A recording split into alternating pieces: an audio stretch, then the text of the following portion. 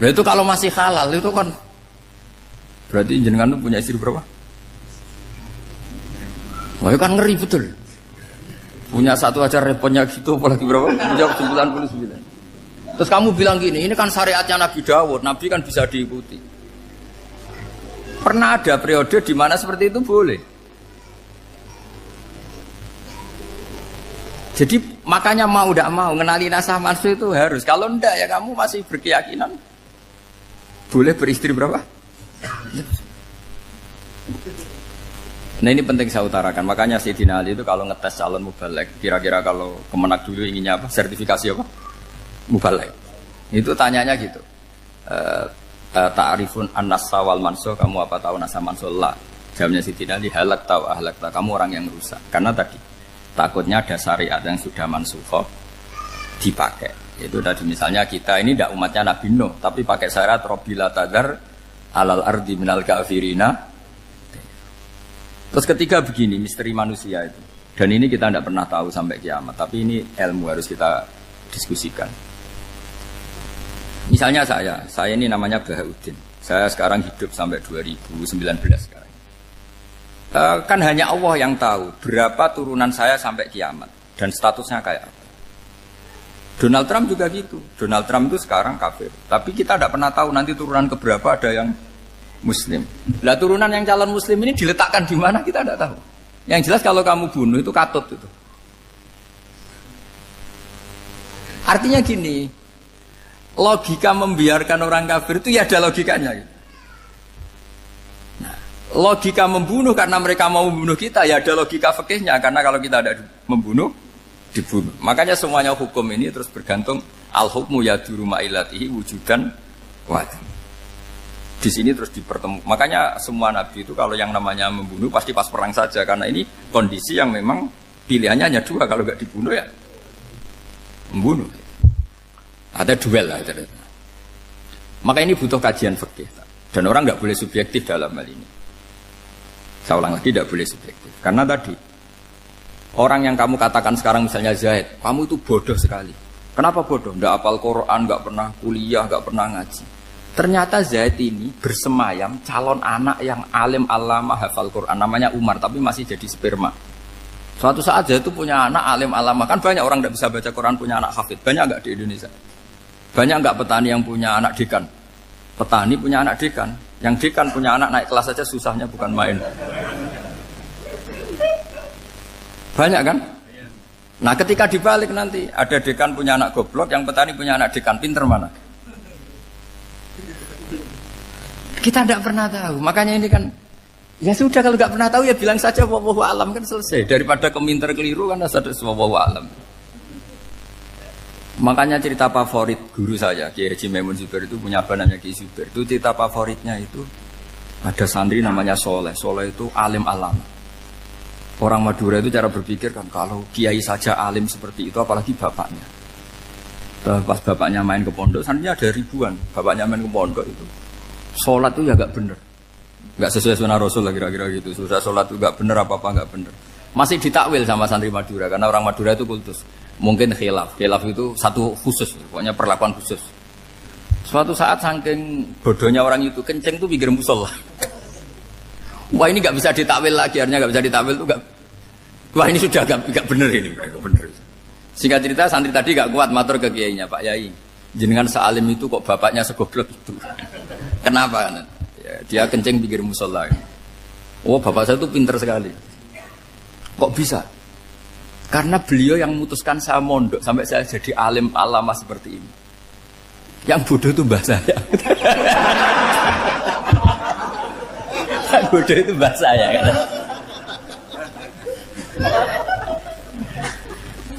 Artinya gini, sekarang misalnya Anda dekan, atau Anda rektor, atau Anda profesor, atau Anda kiai top mubalek kondang. Anda mubalek kondang terus punya anak, gobloknya bukan main. Atau apalagi anaknya ketangkep KPK. Yang satu anaknya orang bodoh jadi dekan. Kalau kompetisi ini pinter mana coba? Ada ahli metodologi tapi anaknya itu terlibat narkoba. Yang ini petani utun, anaknya dekan. Kira-kira kalau dikompetisikan pinter mana? Anaknya pinter petani tadi gitu. Yang ketika petani kamu vonis bodoh gitu. Tapi siapa tahu kalau ini menyimpan calon.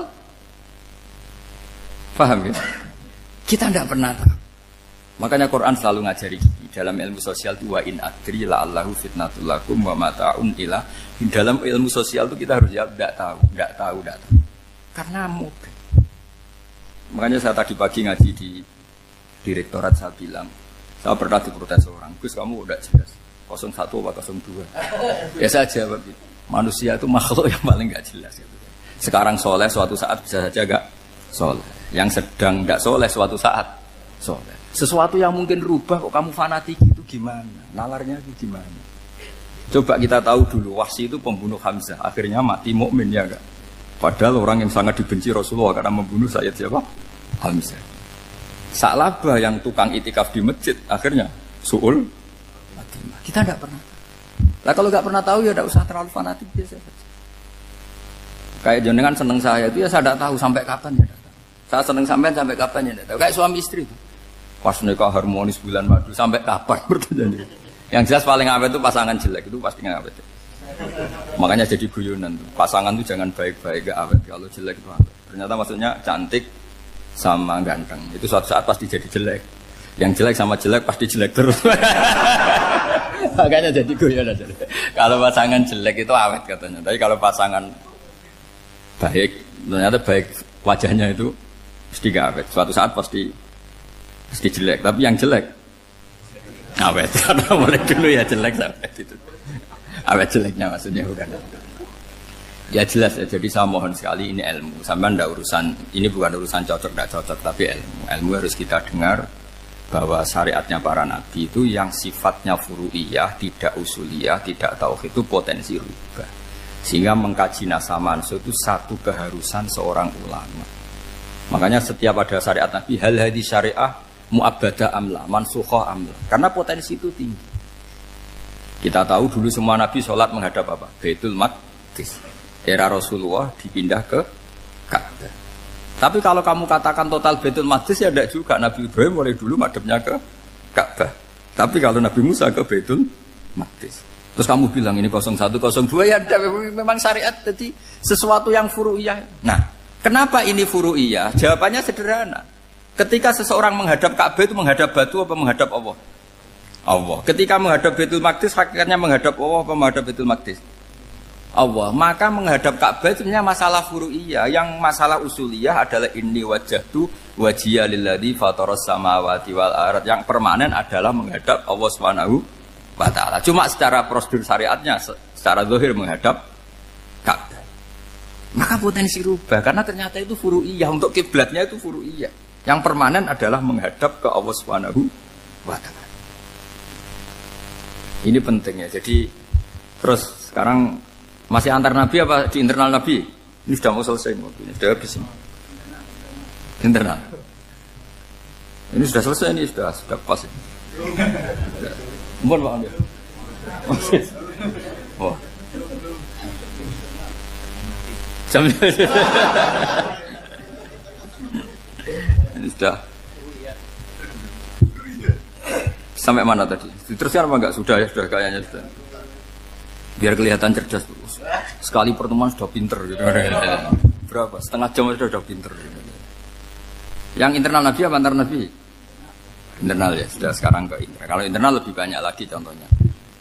Yang masyhur tentu masalah Baitul Maqdis. Dulu Rasulullah pernah sholat menghadap Baitul Maqdis 16 bulan. Berapa? 16 bulan, kila 17. Pokoknya khilafnya hanya 16 dan 17. Kalau ada bilang 10 bulan berarti gak pernah ngaji. Khilafnya, karena khilafnya itu hanya 17 sama 16. Akhirnya sama Allah diminta disuruh menghadap ke Ka'bah. Saya ulang lagi, itu tetap masalah antar nabi sebetulnya. Begini, makom itu kalau dalam bahasa Arab bukan kuburan. Kalau di Indonesia kan makomnya Sunan Bonang itu kan kuburan. Kalau makom dalam bahasa Arab itu sesuatu yang pernah dipakai singgah, itu namanya apa? Makom.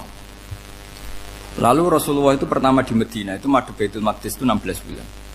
Orang Yahudi senangnya bukan main. Sampai mereka bilang gini, Muhammad tuh gaya-gaya nantok punya agama baru, tapi kiblatnya ikut kita. Baguslah anak itu katanya, masih tahu diri katanya. Bagus katanya itu masih tahu diri.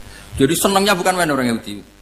Karena kiblatnya Muhammad sama dengan mereka. Ya tentu mereka jangkar Muhammad, bukan Sayyidina Muhammad atau Rasul Muhammad karena mereka masih gak iman.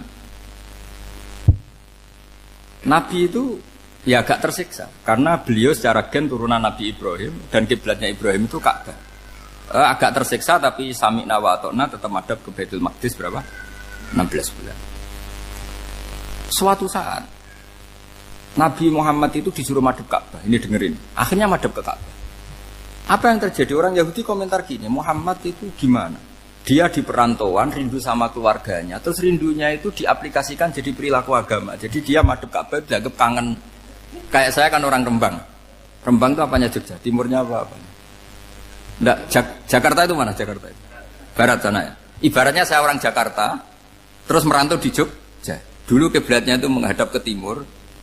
Terus ketika madhab ke barat, kata sampean, wah itu padunya kangen apa? Keluarga. Juga kurang ajar orang Yahudi. Jadi orang Yahudi itu memang paling pinter bully. Makanya kalau sampean tukang bully itu ya agak-agak ya enggak. Saya tidak ngomong agak ya, pokoknya agak-agak ya. Pinter bully orang Yahudi.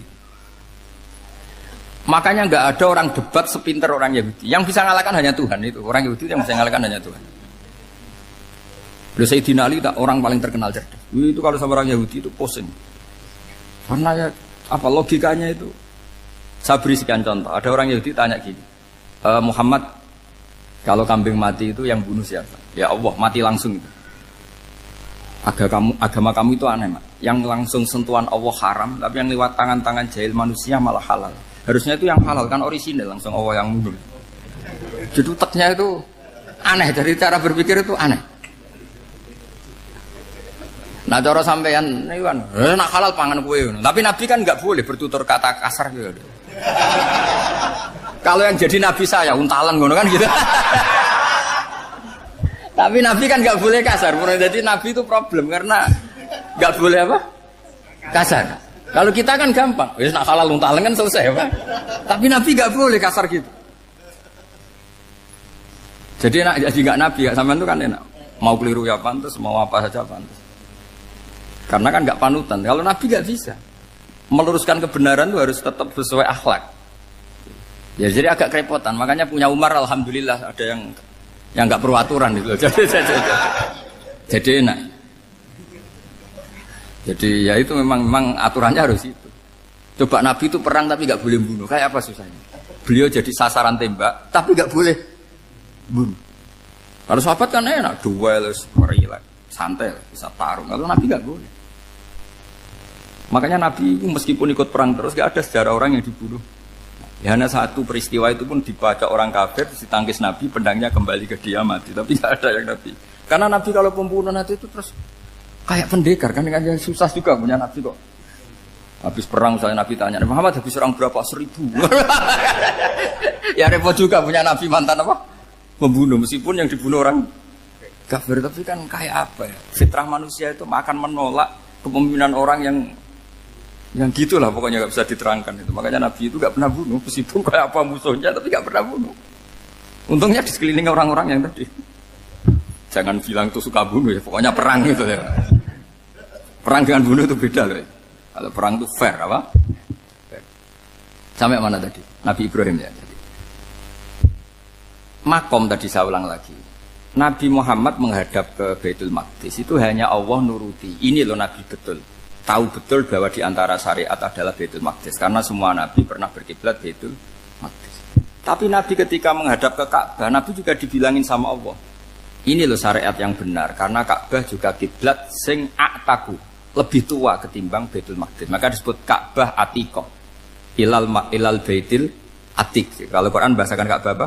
Wal yatawafu bil Baitil Atiq. Atiq itu tua sekali. Ya, sudah. Ketika berstatus tua itu orang Yahudi seneng, mergo roh kelirune Muhammad. Mereka nantang, Muhammad ayo debat terbuka. Nabi rawuh.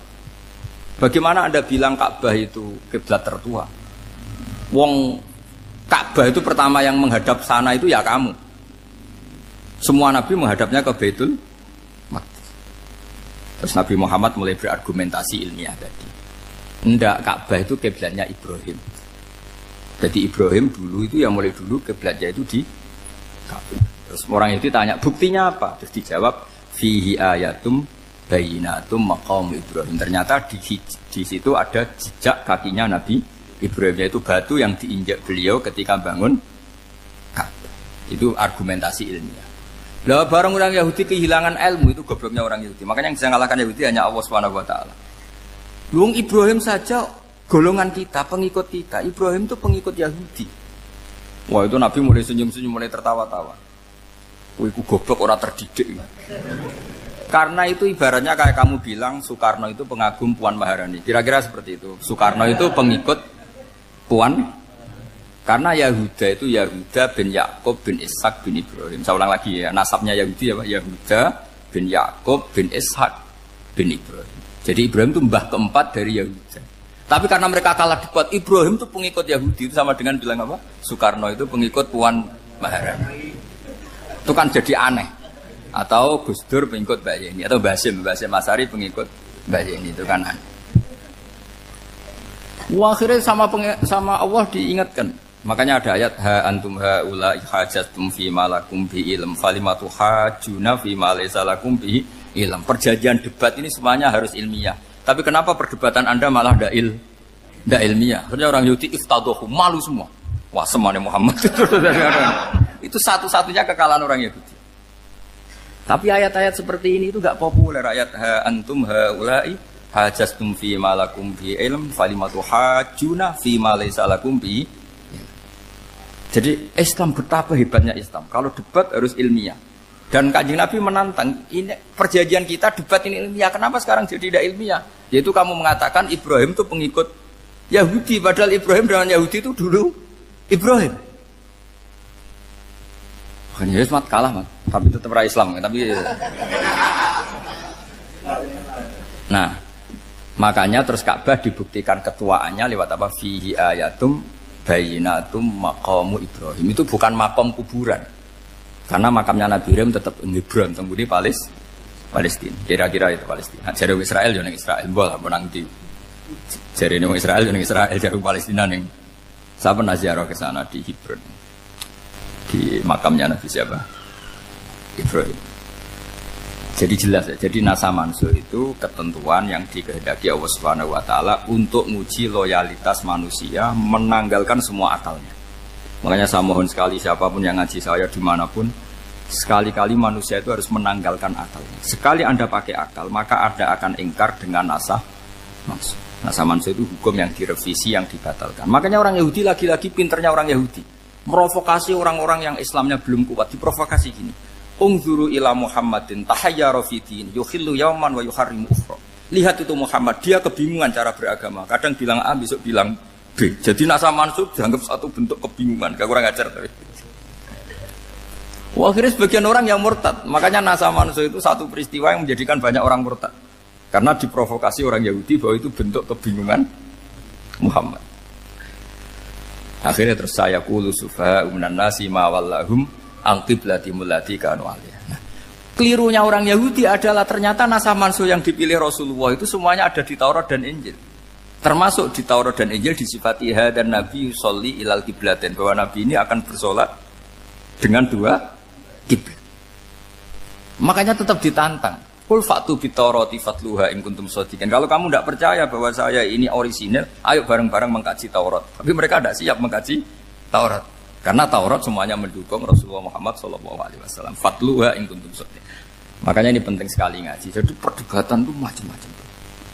Dan itu pinternya orang Yahudi. Ungzuru ila Muhammadin tahayyara fi dini yukhillu yawman wa yuharrimu ukhra. Ini penting sekali. Makanya nasa mansuh itu uji loyalitas. Itu Imam Malik kalau mencontohkan ke Imam Syafi'i. Saya berisikan contoh fikih. Ini saya melanggar waktu. Ini sudah berapa? Saya yang tidak mengesahkan diri saya. Ya misalnya ini ya, ini kertas saya bawa ya, ini kertas saya bawa. Terus ini tak kasih uang misalnya, uang 100.000. Atau kalau contoh Imam Syafi'i dulu dididik Imam Malik begini. Ya Syafi'i, kalau kamu punya 2 budak, 2 pembantu, kalau dulu kan masih ada budak, 2 pembantu lah kira-kira. Seneng mana, yang cerdas sama yang goblok? Seneng yang cerdas. Kalau yang nurut sama yang bantahan, seneng yang nurut. Nah, yang nurut itu yang goblok. Makanya tinggal dibalik saja. Kamu tak beda ya. Seneng mana punya istri yang cerdas apa yang goblok? Coba. Atau ibu-ibu, mbak-mbak ini senang mana punya suami yang cerdas atau yang goblok? Kalau cerdas gak bisa diakali, tapi goblok nurut tapi ya kadang di sini kan. Nah, itu kan antar manusia. Masalahnya kita menghadapi Allah Subhanahu wa taala yang semua kita pasti bodoh. Kita menghadapi Allah Subhanahu wa taala yang semuanya kita pasti bodoh. Allah jelas ngendikan wa kanal insanu dzaluman jauhlah, manusia itu banyak dolimnya. Dolim itu sifat mubalaghah. Kalau orang dolim sekali dolim, kalau sering zalum, kalau jahil biasa jahil, kalau banget jahili jahul. Bahasa Arab kan gitu memang. Ghafir, pengampun biasa. Kalau ghafur selalu mengampuni. Syakir, makanya sifatnya Allah Ta'ala ikut wazan fa'ul semua. Ghafur, syakur, atau diikutkan wazan fa'al. Kalau goblok biasa jahil, goblok banget jahal kan itu. Kafir biasa kafir, kalau kafir banget kafar. Ya, jadi wazan balagha itu bisa fa'al, bisa fa'ul ya. Kafirin, kafar atau kafur. Paham ya? Malah ngaji nahwu. Ya, tapi ini memang perangkatnya ya. Ini kan perang mau tidak mau. Makanya misalnya Allah tidak suka kulla kafarin banget kafir ya, Pak. Paham ya? Kulla khawanin banget khianate. Kalau khain khianat biasa, kalau khawan sering khianat. Lah manusia itu kata Allah apa? Zaluman. Wis banget dolime, banget bodoh. Itu kalau yang ngarang hikam mencontohkan tuh gini. Manusia itu pas bener saja salah, apalagi pas salah. Jadi manusia itu kata imam yang ngarang hikam itu man itu kanat mahasinhu masawiyah fakih fala takunu masawihi masawiyah. Ketika baik saja buruk, apalagi ketika buruk. Coba kalau ada orang dermawan sama teman-temannya, tanyakan istrinya. Duit dihambur-hambur, disekno konco ngalono bojo. Mesti itu. Teman yang sering silaturahim ke teman-temannya, kata temannya baik, senang silaturahim, tanyakan istrinya. Oh, meninggali wong gitu. Jadi manusia pas baik saja ada buruknya. Apalagi pas buruk. Makanya dulu bapak saya ngajarin saya istiqomah ya apik ya. Tapi kadang-kadang nak keterusan itu ora istiqomah ngangkangi, orang iya tidak punya kesempatan. Misalnya ada imam masjid ngimami terus sampai tua sampai mau mati. Itu istiqomah apa tidak memberi peluang yang lain? Tidak jawab. Jadi itu manusia. Jadi pas baik saja buruk, apalagi pas buruk. Kayak saya gini di sini ngajar baik, tapi saya ada tidak sopannya harus di atas. Padahal banyak orang sepuh, ada Pak On, ada beberapa yang kan terpaksa nggak sopan. Tapi aman yang nyuruh, berarti aman yang dosa. Kemarin saya minta di bawah supaya ganjaran saya utuh. Ini gara-gara begini ganjaran saya ini agak terkredit terdebet itu karena itu. Saya teruskan. Jadi manusia itu punya sisi itu karena manusia itu dzalum dan jahul. Wa kanal insanu dzaluman. Problemnya ini ngadepi Allah yang selalu pinter, yang kita selalu bodoh. Misalnya gini, kamu ditanya Allah. Ini contohnya Imam Malik. Ikla hadi sokhroh fa inna tahtaha dhahaban. Coba bongkahan batu itu kamu angkat, di bawahnya ada emas. Lalu budak yang pinter berlogika. Oh, disuruh buka itu karena ada emas toh. Berlogika. Kalau budak yang goblok enggak, ya disuruh ya diangkat saja. Ada emas apa enggak karena perintah ya diangkat. Yang satu nurut karena perintah, yang satu nurut karena ada emas, ada sesuatu. Logikanya suatu saat Tuhan itu hanya bilang gini tok, ikhla hadis sokhroh, batu itu angkat. Yang nurut yang goblok permanen tadi kan langsung ngangkat. Yang pinter, ini ada apa lagi Gusti kok harus diangkat? Ya gak ada apa-apa, nyuruh saja kata Allah gitu. Oh ada bisa, sesuatu harus ada alasannya. Itu kira-kira mangkel loh Pak? Oh mangkel. Nah, logikanya manusia seperti itu. Makanya dua murid pinter, di rakyat pinter, presiden ya susah mesti demo. Goblok ya susah di sini-sini uang. Ini kan nggak ada pilihan. Memang manusia itu nggak ada pilihan. Nah sekarang masalahnya gini di fikih ini saya kembali lagi ke fikih. Pertanyaannya secara fikih begini, misalnya iddah. Iddah itu seorang perempuan ditinggal mati suaminya atau ditinggal atau cerai. Itu kan ada namanya apa? Iddah. Iddah itu memastikan apa tujuannya? Memastikan rahim itu steril dari mani atau sperma zaut awal. Supaya nanti kalau dinikah orang lain tidak terjadi ikhtilatul nasab. Oke, berarti iddah kita beri argumentasi secara ilmiah li baro'ati rohmi. Jadi misalnya Zaid menceraikan istrinya Sri dalam keadaan masih bisa haid, iddahnya 3 kali masa suci. Wal mutallaqatu yatarabbasna bi anfusina salah satu guru. Lalu karena secara teori medis kalau haid berarti bukti tidak hamil. Apalagi kalau haidnya terulang-ulang sampai 3 kali pasti tidak hamil. Sehingga kalau nanti dinikahi orang lain pasti kalau ada anak ya anaknya zaud sani atau zaud kedua. Berarti alasan iddah li bara'atir rahmi. Oke, kita sok pinter, sok bijak. Pertanyaannya adalah sekarang sudah baru 1 bulan suaminya di Malaysia nggak pernah ngumpuli, dicek di medis juga berbukti tidak hamil. Apakah boleh tanpa iddah? Semua ulama mengatakan tidak boleh. Tapi ini kan rahimnya jelas bersih. Ya karena iddah itu nuruti perintah pangeran, pokoknya tetap iddah 3 kali masa suci, 3 kali masa suci atau masa haid. Itu ada perdebatan ulama. Tapi kan ini terbukti bersih, Gus. Meskipun terbukti bersih, kata Allah harus iddah 3 bulan atau berapa? Kira-kira 3 bulan, 4 bulan ya tetap harus iddah.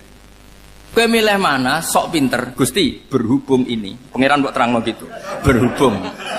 Jadi Tuhan apa mbok wari? Berhubung Gusti. Ini jelas steril dari sperma zaud awal. Enggak usah iddah Gusti. Sama aja kamu disuruh majikan kamu ikhla hadis safra. Berhubung enggak ada apa-apa, enggak usah ya. Kira-kira mangkel nondak budak yang seperti itu. Mangkel. Maka dibutuhkan kebodohan dalam beragama. Betul itu memang. Makanya Nabi itu unik. Pernah bilang itu gini. Aksaru ahlil jannah al-bulu. Aki-aki penduduk swarga itu al-bulu. Wong goblok-goblok. Maksudnya goblok yang jenis ini. Bukan goblok betulan. Maksudnya goblok jenis ini itu ya tetap pinter. Tapi pinternya dibuang. Pura-pura goblok demi sami'na. Jadi saya misalnya kok pinter. Pinter dan goblok tadi. Sekaligus. Pinter dan goblok. Ya bah, ikhla hadis sokhra fa inna tahta hadapan. Tak angkat karena saya tahu di bawah ada emas. Tapi di hati saya sajane ya mergo perintah. Suatu saat kok disuruh Allah ikhla hadis sokhra, perintah ya tak angkat. Ya sudah. Jadi ya pinter ya goblok. Saya tahu namanya perintahnya Allah pasti ada hikmahnya. Hikmahnya iddah adalah li bara'atir rahmi. Tapi hikmahnya jadi kawula adalah nurut perintah Allah, cek tahu alasannya maupun tidak. Lah di sini ada illatul hukmi untuk membangun kecerdasan, tapi ada loyalitas untuk membangun ubudi. Ya, bahwa kita ini kawula roh tetap loyal. Makanya tadi pagi saya cerita Sayyidina Umar. Sayyidina Umar kayak apa cerdasnya? Tapi tetap ubudi ya. Yaitu Rasulullah SAW sering dibully orang kafir. Muhammad tuh gaya-gaya nantok. Wong ora oleh nyembah berhala, ora oleh nyembah watu, jebule dekne nyembah Hajar Aswad. Karena dilihat dari jauh kan tetap nyium Hajar Aswad. Coba kalau kamu lihat dari jauh, kamu sujud dari jauh kan kayak sujud sama batu. Makanya Sayyidina Umar karena orang kafir masih cara berpikir gitu, tiap nyium Hajar Aswad itu komentar gedumel. Alim tu annaka hajarun la tadurru wa la tanfa. Walau la anni ra'aitu Rasulullah qabbalaka ma qabbal. Aku ronake watu, ora mandoroti, ora manfaati. Kalau saja saya tidak melihat Nabi nyium kamu, saya tidak sudi nyium kamu. Jadi tidak berdoa, doa mustajab itu tidak gerutu. Karena apa? Umar tahu ini masalah secara tauhid. Kalau saya doa depan Hajar Aswad nanti dikira syirik karena berdoa di depan batu.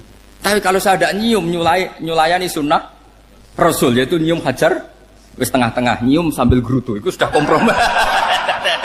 Ya nyium tapi gerutu. Kayak apa? Makanya ya cerdas tapi ya goblok tadi ya cerdas. Itu uniknya Rasulullah. Jadi muji orang pintar ya sudah langit. Tapi Nabi pernah dalam satu hadis mengatakan aksaru ahlil jannah al-bulbu. Aki-aki penduduk swarga itu orang bodoh. Artinya orang bodoh itu bukan bodoh betulan. Dia meninggalkan akalnya demi loyalitas ubudiyah. Nah, untuk menutup sesi ini terakhir betul tak tutup setelah ini selesai.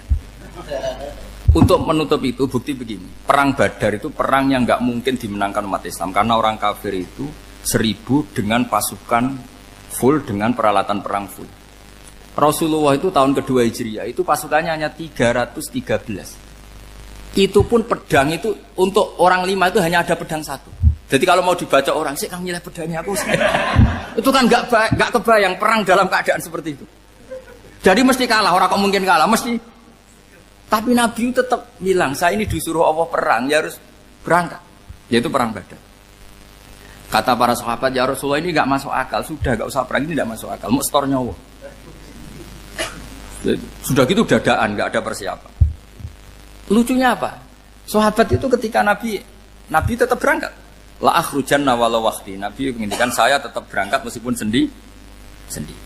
Setelah Nabi berangkat sekian meter, tuh sahabat ikut semua. Kata Nabi, lah kamu kok ikut? Ya ikut saja. Kata kamu mesti kalah. Ya anggap saja setor nyawa. Demi loyalitas pada jenengan. Itu makanya nggak ada periode sebaik periode sahabat. Tapi yang gerutunya jalan. Karena gerutu ini bawaan ilmiah. Makanya kita loyal sama presiden. Tapi yang nggak cocok ya gerutunya jalan. Tapi bawaan mencintai Indonesia tetap jaga stabilitas. Itu bawaan cinta Indonesia, bukan cinta pejabatnya kadang. Gerutunya jalan, tapi bawaan loyal sama Indonesia tetap mengaku. Bawaan loyal sama Rasulullah tetap ikut perang, bawaan akal karena nggak masuk akal ya gerutu. Dan itu uniknya Quran itu mengapresiasi itu dan dianggap nggak masalah. Saya bacakan ayatnya. Kama akhrajaka rabbuka min baitika bil haqq wa inna fariqam minal mu'minina lakarihun yujadilunaka fil haqqi ba'dama tabayyana ka'annama yusaquna ilal mauti wa hum yanzurun. Peristiwa Badar ada peristiwa kamu itu keluar untuk perang. Sahabat kamu ngikuti, tapi mereka lakarihun, enggak senang sebetulnya. Karena enggak masuk akal. Ya geremeng tapi ya derek. Yujadilunaka fil haqq, mereka mendebat kamu dalam kebenaran. Jadi ya Rasulullah wong perang karuan kalah jenengan lakoni alasane nopo? Lah kok melok? Ya saya harus ikut jenengan Nabi. Itu unik. Kalau orang sekarang mana mau, kalau gak masuk akal gak mau melakukan. Coba misalnya istri kamu belajarnya dikurangi. Anggap saja petualangan latihan hidup di masa lalu. Gak mau. Padahal petualangan itu hal yang indah. Petualangan itu kan hal yang indah. Kan gak mau. Oh ngirit aja alasan. Tapi lucunya kalau dijak camping bermiskin-miskin di hutan mau. Karena karpe dhewe, tapi tak suami yang ngongkon. Ayolah seminggu ini kita model miskin, anggap saja petualangan masa lalu. Enggak mah. Karena pinter, apa? Coba kalau bodoh. Ya ngono ya apa-apa Mas. Tapi resiko nak bodoh, pas kamu sakit ya dibiarin. Karena dia melihat sakit kan biasa, namanya manusia. Jadi makanya ini pilihannya susah, hidup itu masih susah makanya ini. Jadi uniknya Quran gitu. Quran itu membolehkan psikologi manusia. Makanya Allah ngendikan kutiba alaikumul qital wa huwa kurhul lakum. Ya saya tahu kamu tidak suka perang. Allah yang ngakui wa kurhul, enggak apa-apa.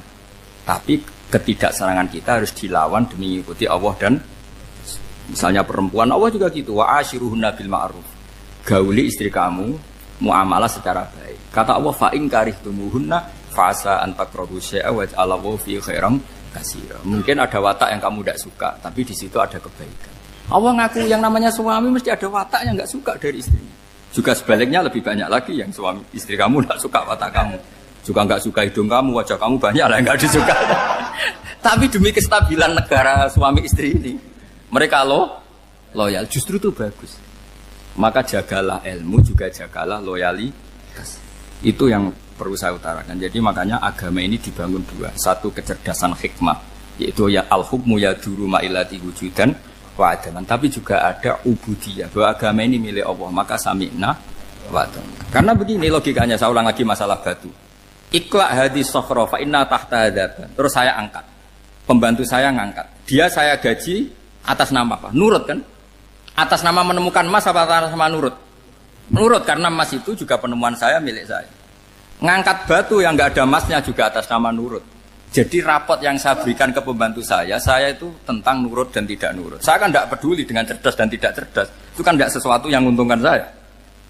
Nah Allah juga gitu. Kecerdasan kamu, pinter kamu itu tidak menguntungkan Allah Subhanahu wa Ta'ala. Karena Allah itu tidak butuh pinter kamu, cerdas kamu. Allah hanya butuh mental ubudiyah kamu. Makanya Allah mensifati nabinya hanya subhanalladzi asra bi abdihi, karena status tertinggi manusia adalah sifat kehambaan. Makanya ya Tuhan nafsul mutmainnah irji'i ila rabbiki radiyatan mardiyah fadkhuli fi ibadi. Berstatuslah sebagai hamba baru wadkhuli jannah.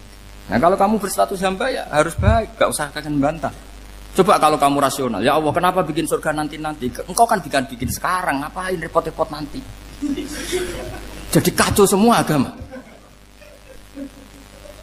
Makanya yang perlu didahulukan adalah status ya Tuhan nafsul mutmainnah irji'i ila rabbiki radiyatan mardiyah fadkhuli fi ibadi. Masuklah berstatus sebagai hamba saya. Khasnya hamba tadi ya cerdas karena semua yang diperintahkan Allah pasti ada hikmahnya. Tapi kecerdasan ini kadang kita tinggalkan demi loyalitas ubudiyah. Terus ngoten mawon kula ngapunten ingkang kathah mugi-mugi niki barokah. Wassalamualaikum warahmatullahi wabarakatuh.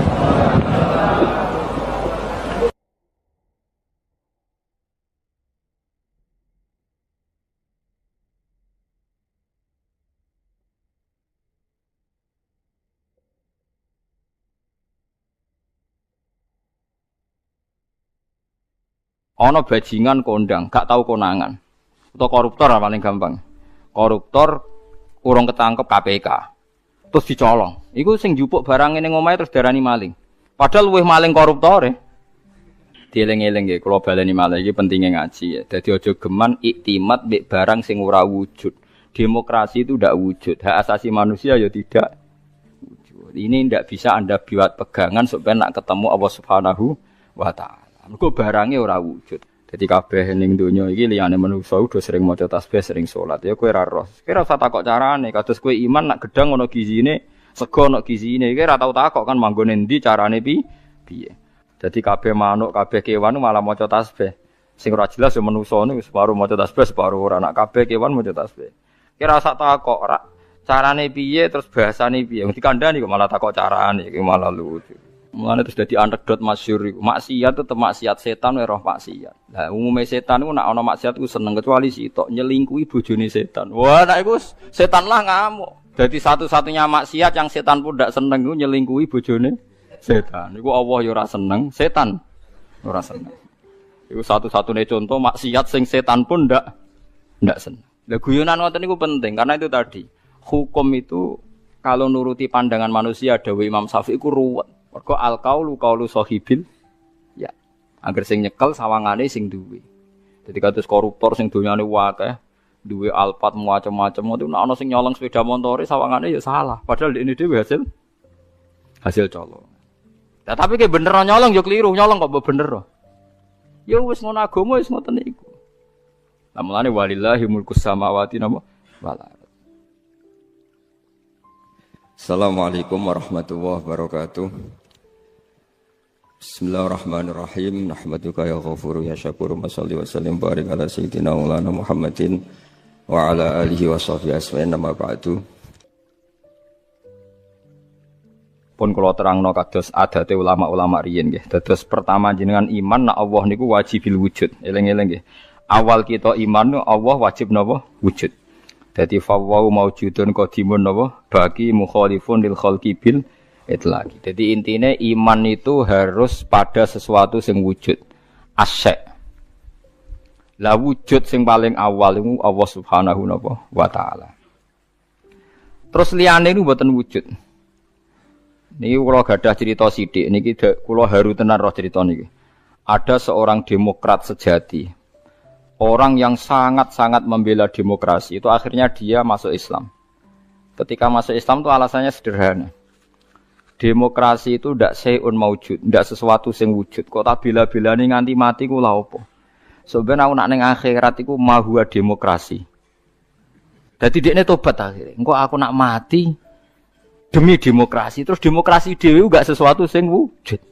Apa iso nyafaati aku? Lah ini yang konco-konco mahasiswa atau LSM atau siapa saja harus mulai mikir. Jadi banyak kita itu ngimani sesuatu itu tidak wujud. Tapi demokrasi itu makhluknya piye rupane. Nah Nabi Muhammad jelas orangnya ada, figur yang ada. Jadi bisa memperjuangkan kita nanti di akhirat. Kiai jek ono, masih ono sing darani syirik lah nak percaya kiai tetep wonge ono. Lah nak demokrasi. Ya sebenarnya akhirat, ya Allah, saya mati ini demi demokrasi, celukan demokrasi. Kon ngajukan apa? Syafaat. Lah makanya ngendikane ulama-ulama, kula nerangno model ulama kuno mawon. Iman niku titenane sing bener sitok, iman mbek sesuatu sing wujud. Demokrasi itu tidak wujud. Ijtima' iftirak juga tidak wujud. Jadi keliru misalnya ini kalau nate ngaji filsafat yang Islam sing alim-alim kados Ibnu Arabi kados. Kalau orang Kristen bilang Roh Kudus, Jibril atau Roh Kudus Allah itu bersemayam di Isa. Gara-gara ada istimewa terus jadi